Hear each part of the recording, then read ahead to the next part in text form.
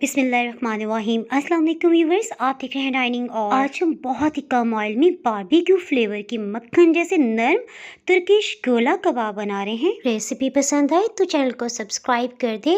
Bell icon को all पे कर देने से आपको वीडियो का नोटिफिकेशन सबसे पहले फ्री में मिल जाएगा। बिस्मिल्लाहिर्रहमानिर्रहीम की रेसिपी को शुरू करते हैं। सबसे पहले छोटे साइज के प्याज को रफली काट के चॉपर मशीन में डाल देते हैं। नेक्स्ट 3 हरी मिर्चों को चॉप कर लेते हैं। जायके में बहुत तीखी है। हरा धनिया आधे कप से थोड़ा सा ज्यादा है। अगर आप चॉपर मशीन यूज नहीं करना चाहते तो सभी सब्जियों को फाइन चॉप भी कर सकते हैं। बीफ या मटन के कीमे को आधे घंटे से धो के छलनी में रखा हुआ था।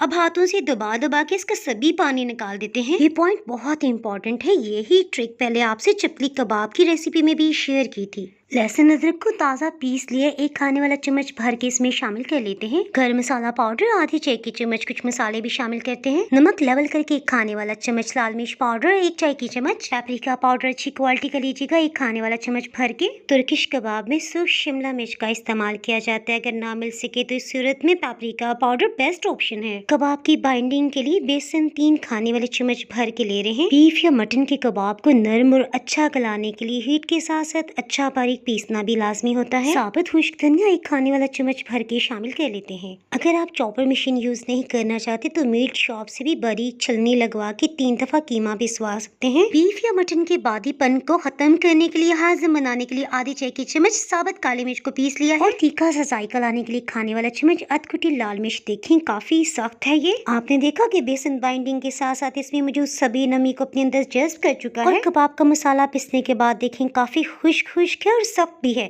सो ये चम्मच से, ये स्पैचुला से बिल्कुल भी मिक्स नहीं हो पाएगा। हाथों की मदद से यकजान कर लेते हैं। बचे हुए चावलों के कबाब के साथ साथ पेशावरी चपली कबाब और शामी कबाब की मुख्तलिफ रेसिपीज का लिंक आप डिस्क्रिप्शन बॉक्स से देख सकते हैं। कबाब की शेप को स्मूथ बनाने के लिए हाथों को ऑयल से ग्रीस कर लेते हैं। इसके लिए कोशिश करेंगे कि कबाब का एक जितना मसाला लें ताकि सभी कबाब एक ही साइज के बने। कबाब को पहले लंबाई में बना लेने के बाद साफ पेंसिल या सीख का इस्तेमाल करेंगे। इस तरह से गोला कबाब की शेप आसानी से और बहुत ही परफेक्ट बन जाएगी। बाद में सीख या पेंसिल के इस्तेमाल की वजह से कबाब कहीं से मोटा या कहीं से पतला नहीं बनेगा। मटन या बीफ के गोश्त को गलाने के लिए बिल्कुल भी कच्चे पपीते की जरूरत नहीं होती और ना ही गोश्त गलाने वाले पाउडर को हमने इस्तेमाल किया। 3 से 4 टेबलस्पून ऑयल डालते हुए पैन को 2 मिनट तक मीडियम लो हीट पे गर्म कर लेते हैं। इन कबाब्स को हम शैलो फ्राई कर रहे हैं, सो हीट को बिल्कुल लो कर देते हैं। 2 मिनट्स के बाद इसकी साइड को चेंज कर लेते हैं। बीफ या मटन के गोश्त में कुछ न कुछ चर्बी की मिकदार भी होती है, सो जहाँ से भी चर्बी पिघलेगी वहाँ ऐसा महसूस होगा जैसे शेप कुछ हमवार नहीं रही और इस साइज में भी यकीनन सुकड़ जाएंगे। कबाब्स को फ्राई करने के लिए ऑयल की मिकदार काफी कम है, सो 1 मिनट के लिए इसे कवर कर देते हैं। हीट में आपको दिखा देती हूँ, बिल्कुल लो रखी हुई। इसके साथ ही कोयले को भी दहका लेते हैं। कबाब को फ्रीज करने के लिए हल्का सुनहरी रंग आने देंगे। उसके बाद एयर टाइट बैग या कंटेनर में आप 1 महीना तक महफूज रख सकते हैं। शिमला मिर्च और प्याज के कुछ रिंग्स को भी इस पे रख देते हैं। इस तरह से इनमें भी स्मोकी फ्लेवर आ जाएगा। हीट को ऑफ कर दिए। दहकते हुए अंगारे पे चंद ड्रॉप्स ऑयल की डाल लेने के बाद इसे कवर कर देते हैं। किचन में बड़ी जबरदस्त खुशबू फैल गई है। बारबेक्यू फ्लेवर के मक्खन जैसे नरम लेकिन जूसी और जायके से भरपूर कबाब सभी को बहुत पसंद आए।